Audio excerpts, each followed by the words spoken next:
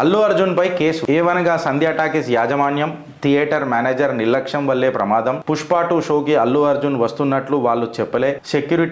Security manager పైన case నమోదు చేశాం. డీసీపీ బెనిఫిట్ షోలు వద్దంటూ విద్యార్థి సంఘాలు నిరసన. మృతురాలు రేవతి ఫ్యామిలీని ఆదుకోవాలని డిమాండ్. రేవతి కొడుకు శ్రీతేజ పరిస్థితి విషమం. 72 గంటలు గడిస్తే తప్ప ఏం చెప్పలేమంటున్న డాక్టర్లు. తొక్కిసలాటలో మహిళ మృతి. ఘటనలో ఏటుగా అల్లు అర్జున్ పేరు నమోదు.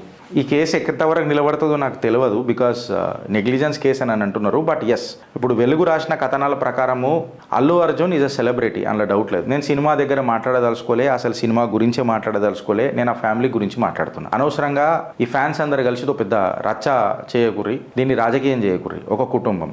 ఇప్పుడు లా అండ్ ఆర్డర్ పరంగానే నేను మాట్లాడతా, బికాస్ లెట్ మీ రెస్ట్రిక్ట్. ఈ ఘటన తీసుకొని మాట్లాడితే అబ్సల్యూట్గా వెలుగు రాసిన కథనానికి నేను మద్దతు తెలుపుతా.